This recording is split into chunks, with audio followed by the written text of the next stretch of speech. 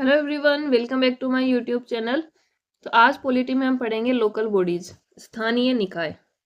इसके बारे में पढ़ेंगे, स्थानीय निकाय जो लोकल सेल्फ गवर्नमेंट होती हैं उनके बारे में।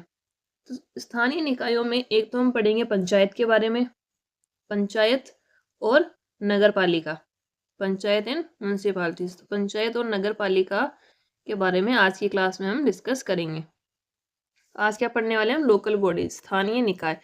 लोकल बॉडी मतलब जो आम जनता के बिल्कुल करीब होती है, वो सरकार कौन सी हो जाती है? लोकल सेल्फ गवर्नमेंट, जो आम जनता से जुड़ी हुई हो, जैसे कि पंचायतें, नगर पालिकाएं। तो क्लास को स्टार्ट करते हैं।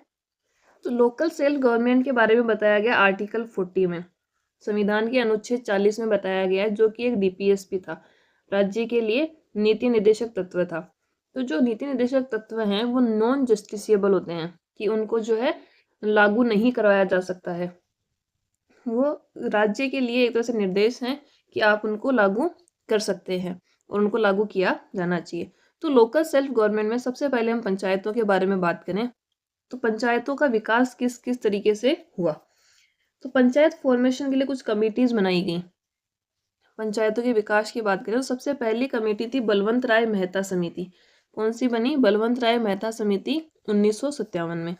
इसने अपनी रिकमेंडेशन दी। इसने कहा कि 3 स्तरीय गवर्नमेंट होनी चाहिए स्थानीय निकायों में, 3 स्तरीय व्यवस्था होनी चाहिए।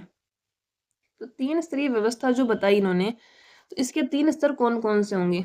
सबसे पहले सबसे नीचे लेवल पे होगी ग्राम पंचायत। ग्राम पंचायत के ऊपर होगी पंचायत समिति। क्या होगी? पंचायत समिति। और पंचायत समिति के ऊपर फिर हो गई जिला पंचायत। कौन सी होगी? जिला पंचायत। कि सबसे पहले तो विलेज, गांव के स्तर पे हो गई ग्राम पंचायत, फिर इंटरमीडिएट ब्लॉक स्तर पर पंचायत समिति, और फिर डिस्ट्रिक्ट लेवल पे क्या हो जाएगी? जिला पंचायत। तो बलवंत राय मेहता समिति ने 3 स्तरीय व्यवस्था की रिकमेंडेशन की थी, 3 टियर सिस्टम, ग्राम पंचायत, पंचायत समिति और जिला पंचायत।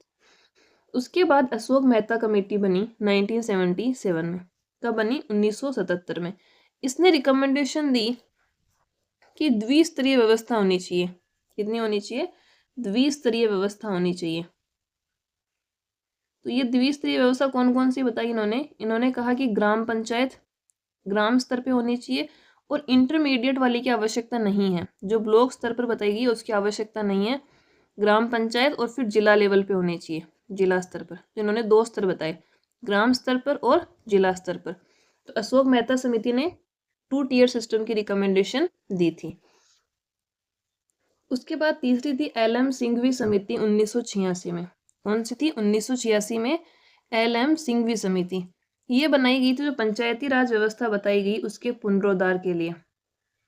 पंचायती राज व्यवस्था के पुनरुद्धार के लिए ये समिति बनाई गई थी, कि जो भी पंचायती राज व्यवस्था में रिकमेंडेशन दी गई हैं उनमें पुनरुद्धार के लिए ये समिति बनाई गई, एल.एम. सिंघवी समिति।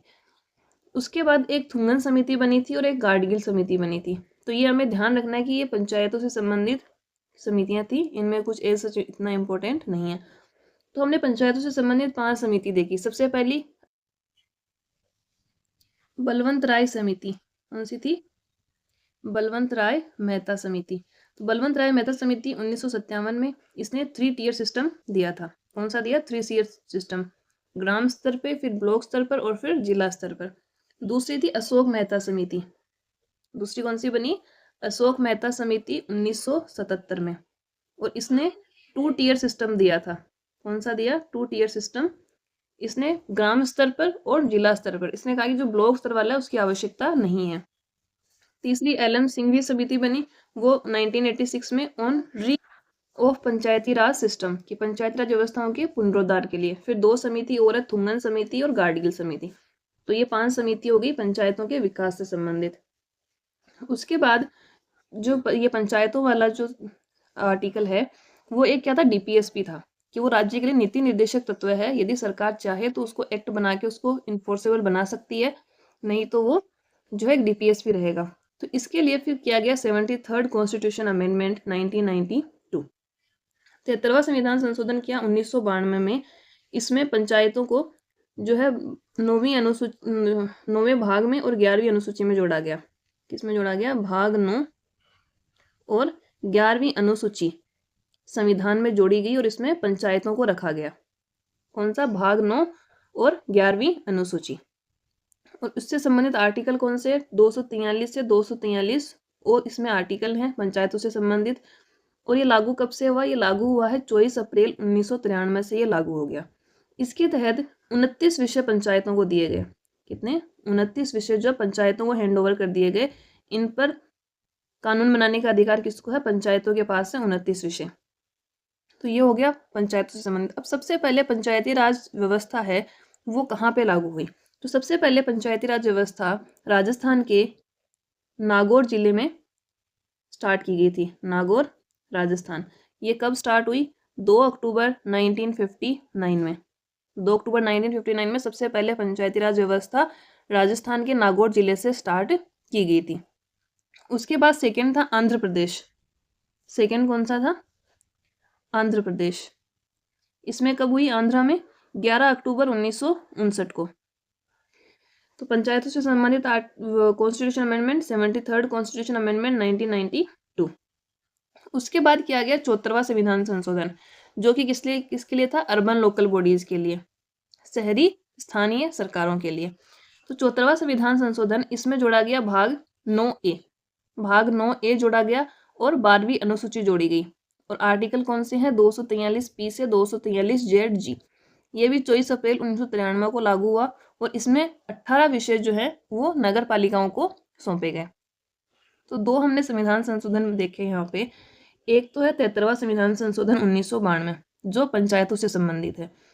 तो 73वें संविधान संशोधन में भाग 9 और 11वीं अनुसूची संविधान में जोड़ी गई। अनुच्छेद है 243 से 243 को। और 24 अप्रैल 1993 को ये लागू हो गया। 29 विषय पंचायतों को सौंपे गए। इसमें सबसे पहले पंचायती राज व्यवस्था स्टार्ट हुई थी नागौर, राजस्थान में 2 अक्टूबर 1959 से। और सेकेंड था आंध्र प्रदेश, जहां पर 11 अक्टूबर 1959 से स्टार्ट हुई। फिर 74वां संविधान संशोधन किया 1992 में शहरी स्थानीय निकायों के लिए। इसमें भाग 9A और 12वीं अनुसूची जोड़ी गई। अनुच्छेद 243P से 243ZG ये भी 24 अप्रैल 1993 को लागू हुआ और इसमें 18 विषय जो है वो नगर पालिकाओं को दिए गए। अब हम देखेंगे इनसे संबंधित आर्टिकल। तो सबसे पहले है आर्टिकल 243। आर्टिकल 243 में ग्राम सभा को डिफाइन किया गया है। 243 में क्या बताया है? ग्राम सभा की परिभाषा, कि ग्राम सभा क्या होगी। तो ग्राम सभा की परिभाषा में ये बताया गया है, ग्राम सभा ये होती है कि जो ग्राम स्तर पर पंचायत के क्षेत्र में, यानी ग्राम स्तर पर जो क्षेत्र है उस क्षेत्र में मतदाता सूची में पंजीकृत, मतदाता सूची में पंजीकृत, कि उनका मतदाता सूची में नाम हो, वोटर लिस्ट में वो लिस्टेड हो, पंजीकृत व्यक्तियों से बनी एक संस्था होती है, व्यक्तियों से बनी एक संस्था। तो ग्राम सभा में, ग्राम सभा के क्षेत्र में जितने भी व्यक्ति हैं उनमें से जो मतदाता सूची में लिस्टेड हैं, जो इलेक्टोरल लिस्ट है उसमें यदि उनका रजिस्ट्रेशन हो रखा है तो वो सभी ग्राम सभा के सदस्य होते हैं। तो ग्राम सभा की डेफिनेशन क्या होगी कि ग्राम स्तर पर जो पंचायत का क्षेत्र है उसकी मतदाता सूची में, ग्राम सेक्शन में जितने भी गांव शामिल हैं उनसे संबंधित जो मतदाता सूची है उसमें जो व्यक्ति पंजीकृत हैं उनसे मिलकर एक संस्था बनती है, उसी को कहा जाता है ग्राम सभा। तो which means the people registered in electoral rolls, की मतदाता सूची में पंजीकृत व्यक्तियों से एक संस्था बनी है, उसको हम क्या कहेंगे? ग्राम सभा। तो ये हो गया आर्टिकल 243। उसके बाद है आर्टिकल 243A। 243A बताता है power and functions determined by state legislature, कि ग्राम सभा की जो शक्तियां होंगी, इसकी ग्राम सभा की शक्तियां वो कौन डिफाइन करेगा? तो ग्राम सभा की शक्तियां विधानमंडल, जो राज्य विधानमंडल है वो कानून बनाकर तय करती है, विधानमंडल कानून द्वारा प्रदान करती है। तो 243 में तो ग्राम सभा को डिफाइन कर दिया कि ग्राम सभा क्या होती है। उसके बाद 243A में ग्राम सभा को कुछ शक्तियों के बारे में बात कही गई है कि ग्राम सभा कौन सी शक्तियों का प्रयोग कर सकती है। तो ग्राम सभा को शक्तियां दी जाती हैं, जो स्टेट लेजिस्लेचर है, उस राज्य की विधानमंडल है, वो कानून द्वारा ग्राम सभा को शक्तियां प्रदान करती हैं। तो 243A में क्या हो गया? Power and functions of gram सभा और डिटरमाइंड बाय स्टेट लेजिस्लेचर, कि ग्राम सभा की शक्तियां क्या होंगी और वो शक्तियां कौन प्रदान करेगा, राज्य विधान मंडल। उसके बाद 243 बी, तो 243 बी में बताया है कॉन्स्टिट्यूशन ऑफ पंचायत, कि पंचायतों का गठन किस तरीके से होगा। 243 बी में क्या है, पंचायतों का गठन। तो पंचायतों का गठन जो है, इसमें 3 स्तरीय व्यवस्था रखी गई है। कितनी, 3 स्तरीय व्यवस्था रखी गई है। पहली ग्राम स्तर पर, दूसरी इंटरमीडिएट ब्लॉक स्तर पर, और तीसरी डिस्ट्रिक्ट लेवल पर। सबसे पहले क्या होंगी, ग्राम स्तर पर होंगी, फिर ब्लॉक स्तर पर और फिर जिला स्तर पर। तो जो ये 3 स्तरीय व्यवस्था है वो कंपल्सरी नहीं है। यदि किसी भी क्षेत्र की पॉपुलेशन 20 लाख से कम है, कितनी, 20 लाख से कम है, तो वहां पर 2 स्तरीय व्यवस्था हो सकती है। कितनी, 2 स्तरीय व्यवस्था हो सकती है। और 20 लाख से ऊपर है तो वहां पर कौन सी होगी, त्रिस्तरीय व्यवस्था। तो 243 बी में बताया गया है कॉन्स्टिट्यूशन ऑफ पंचायत, पंचायतों का गठन। 3 स्तरीय पंचायती राज व्यवस्था बताई गई है, ग्राम स्तर पर, फिर ब्लॉक स्तर पर और फिर विलेज स्तर पर। सबसे पहले ग्राम पंचायत होगी, फिर पंचायत समिति होगी, उसके बाद जिला परिषद होगी। ठीक है, ग्राम स्तर पर क्या होगी, ग्राम पंचायत, ग्राम पंचायत। इंटरमीडिएट लेवल पर क्या होगी, पंचायत समिति। और डिस्ट्रिक्ट लेवल पर क्या होगी, जिला परिषद। और जो 3 स्तरीय व्यवस्था है ये मैंडेटरी नहीं है। 3 tier system is not mandatory, compulsory नहीं है प्रत्येक राज्य में। यदि उसकी जनसंख्या 20 लाख से कम है तो वहां पर द्विसदनीय व्यवस्था हो सकती है, जैसे कि सिक्किम में द्विस्तरीय व्यवस्था है। कहाँ पर, सिक्किम में। तो 243 ए में ग्राम सभा की डेफिनेशन होगी, 243 ए में उसके पावर एंड फंक्शंस हो गए, और 243 बी में उसके गठन की बात हो गई। फिर है आर्टिकल 243 सी। 243 सी में है कंपोजिशन ऑफ पंचायत, पंचायतों की संरचना, पंचायतों की संरचना। तो इसमें यह बताया गया है 243 सी में कि इसमें पंचायतों की जो भी सीटें होंगी, पंचायत की सभी सीटें प्रत्यक्ष चुनाव से भरी जाएंगी। पंचायत की सीटों पर क्या होंगे, डायरेक्ट इलेक्शन होंगे, प्रत्यक्ष चुनाव होंगे।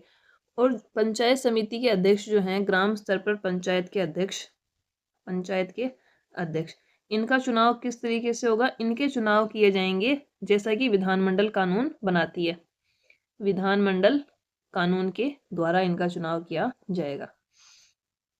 तो 243 सी में 2 बातें ध्यान रखनी है। सबसे पहला कि इसमें पंचायतों की संरचना के बारे में बताया गया है। पंचायतों की सीटों पर प्रत्यक्ष चुनाव होंगे और पंचायत के अध्यक्ष का चुनाव होगा जिस तरीके का कानून विधानमंडल बनाता है उस प्रकार से। या हम इसको ऐसे याद रख लेंगे, सारी सीटें डायरेक्ट इलेक्शन से भरी जाएंगी, चेयरमैन की सीट को छोड़कर। कि जो अध्यक्ष होगा उसका इनडायरेक्ट इलेक्शन होता है, बाकी सभी सीटों पर डायरेक्ट इलेक्शन होंगे। तो ये हो गया आर्टिकल 243 सी। उसके बाद है 243 डी। 243 में बताया गया आरक्षण, कि सीटों पर आरक्षण कितना होगा। तो आरक्षण एक तो SC ST को दिया गया है इसमें, और एक दिया गया है महिलाओं को। तो जो SC ST हैं उनका जो आरक्षण है वो होगा कि टोटल नंबर ऑफ सीट्स कितनी है उनके अनुपात में, कुल सीटों की संख्या के अनुपात में, जनसंख्या के आधार पर, अनुपात में जनसंख्या के आधार पर, कि वहाँ की पॉपुलेशन कितनी है और कुल सीटों में उनका कितना अनुपात है। तो पॉपुलेशन के आधार पर इनकी सीटों का रिजर्वेशन रहेगा SC ST का। और वुमेन्स का कितना रहेगा, महिलाओं के लिए 1/3 आरक्षण रखा गया है। तो आर्टिकल 243 डी में क्या बताया है, रिजर्वेशन ऑफ सीट्स, कि सीटों पर आरक्षण कितना होगा। तो सबसे पहले SC ST को आरक्षण दिया गया है। SC ST के लिए जो आरक्षण रखा गया है वो रखा गया है वहाँ की जनसंख्या के अनुपात में, कि जिस भी क्षेत्र में चुनाव हो रहा है वहाँ की जनसंख्या कितनी है और कुल सीटें कितनी हैं। तो जनसंख्या के अनुपात में उन सीटों पर उनका आरक्षण रहता है। और वुमेन्स के लिए होता है 1/3, महिलाओं के लिए 1/3% आरक्षण रखा गया है पंचायतों में। यह है आर्टिकल 243 डी। उसके बाद है आर्टिकल 243 ई। 243 ई में बताया गया है कि पंचायतों का कार्यकाल कितना होगा या पंचायतों की अवधि कितनी होगी। तो पंचायतों की अवधि होती है 5 साल की, कितनी होगी, 5 साल की। तो 243 ई में इनका कार्यकाल कहें या ड्यूरेशन कहें, वो बताया गया अवधि 5 साल की किस दिन होगी, पहली बैठक से लेकर जो है उनके 5 साल तक उनका कार्यकाल रहेगा। ये है 243E। तो 243 में क्या है, ड्यूरेशन ऑफ पंचायत। इसके बाद है 243F। 243F में बताया है डिसक्वालिफिकेशन फॉर मेंबरशिप, की सदस्यता के लिए अयोग्यताएं। कोई भी सदस्य है उसको उसकी मेंबरशिप के लिए डिसक्वालीफाई किया जा सकता है। वो किस किस आधार पर किया जा सकता है, अयोग्यताएं। ये बताया 243F में कि किस आधार पर किसी व्यक्ति को सदस्य होने से अयोग्य ठहराया जा सकता है, उसके प्रोविजंस बताए गए हैं 243F में। अब इनके लिए जो डिसक्वालिफिकेशंस हैं वो स्टेट लेजिस्लेचर के द्वारा बताई जाती हैं। किसके द्वारा बताई जाएंगी, राज्य विधानमंडल के द्वारा। राज्य विधानमंडल बताती है इनके डिसक्वालिफिकेशन के बारे में, राज्य विधानमंडल द्वारा कानून बनाकर बताई जाती है। ठीक है, तो इसमें हो गया 243F। तो 243C क्या है, कंपोजिशन ऑफ पंचायत, पंचायतों की संरचना। कि पंचायतों की सीटों पर डायरेक्ट इलेक्शन होंगे, चेयरमैन का इनडायरेक्ट इलेक्शन होता है, ये हम कहेंगे विधानमंडल जैसा कानून बनाएगी वैसा उसका चुनाव होगा। 243D में है रिजर्वेशन, SC ST के लिए पॉपुलेशन के प्रोपोर्शन में, जनसंख्या के अनुपात में आरक्षण रहेगा। महिलाओं के लिए 1/3 आरक्षण है। 243E में है ड्यूरेशन ऑफ पंचायत, की पंचायतों की अवधि कितनी होगी, 5 साल। 243F में है डिसक्वालिफिकेशन फॉर मेंबरशिप, की सदस्यता के लिए कौन कौन सी अयोग्यताएं हो सकती हैं, वो राज्य विधानमंडल के द्वारा बताई जाती हैं। ये हो गया 243F। नेक्स्ट है आर्टिकल 243G। तो 243G में बताई गई है powers, authority and responsibilities of panchayat, कि पंचायतों की शक्तियां, पंचायत की शक्तियां, उसके प्राधिकार की उसकी क्या अथॉरिटी है और उसका उत्तरदायित्व है।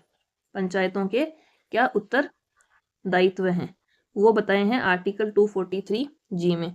तो इनकी शक्तियां या इनकी जो अथॉरिटी है, इनके उत्तरदायित्व हैं, वो बताती है स्टेट लेजिस्लेचर। कौन बताएगा, स्टेट लेजिस्लेचर, राज्य विधान मंडल।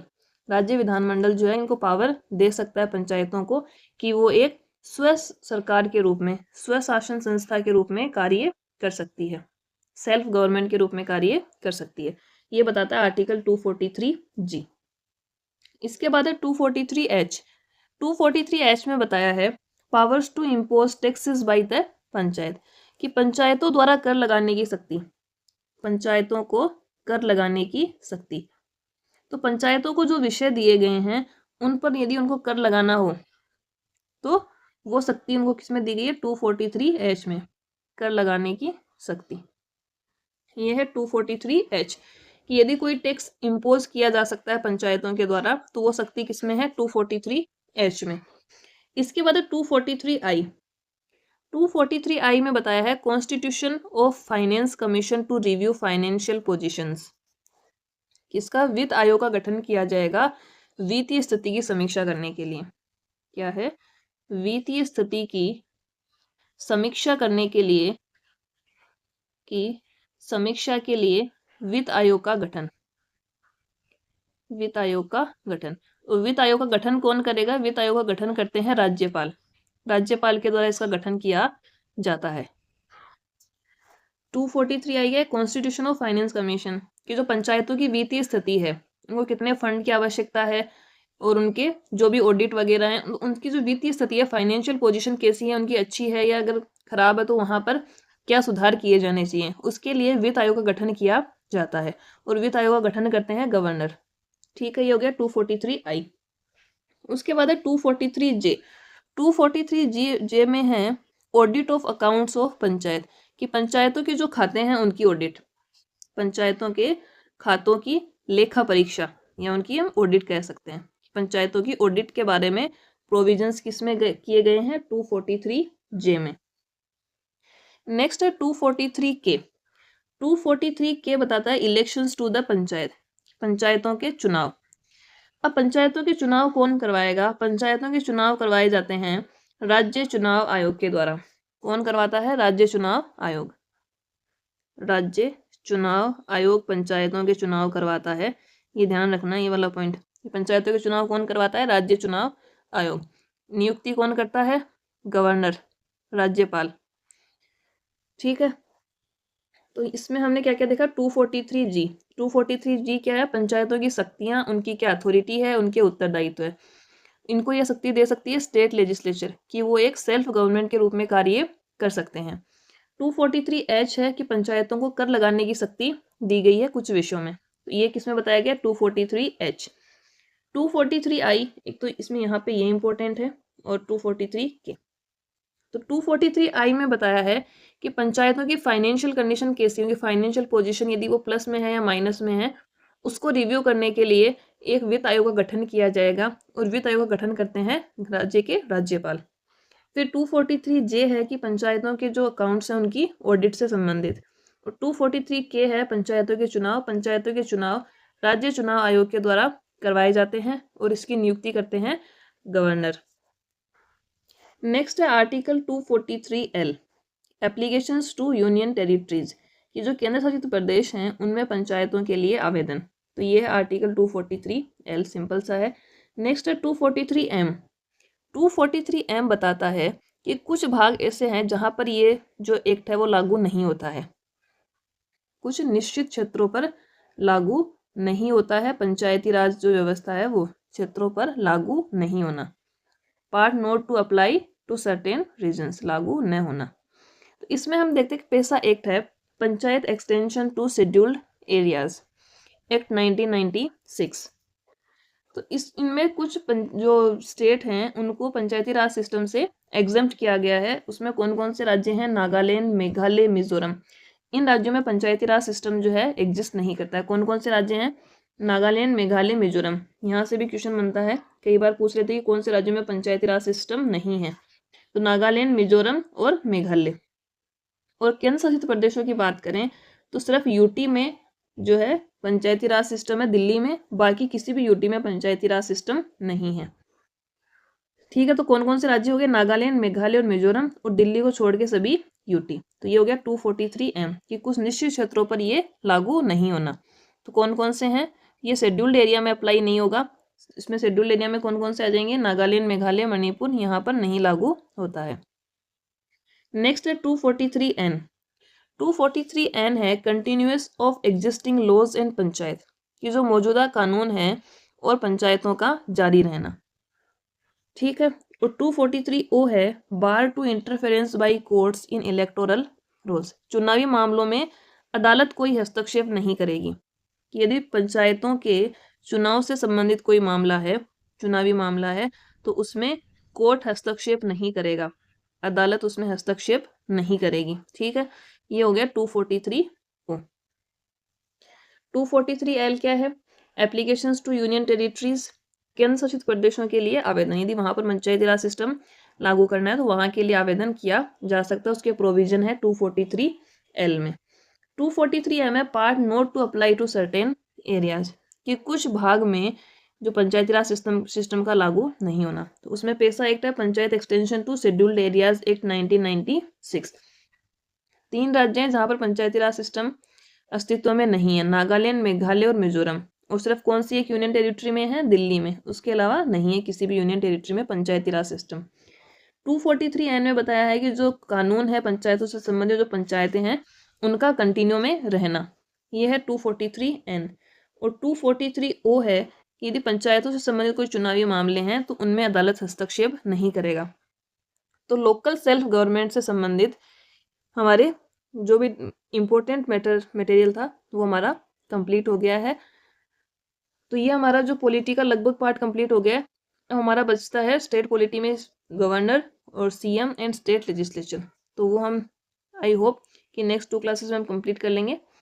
तो ये हो गया हमारा लोकल सेल्फ गवर्नमेंट। आज की क्लास में हम इतना ही करेंगे, मिलते हैं कल, तब तक के लिए धन्यवाद।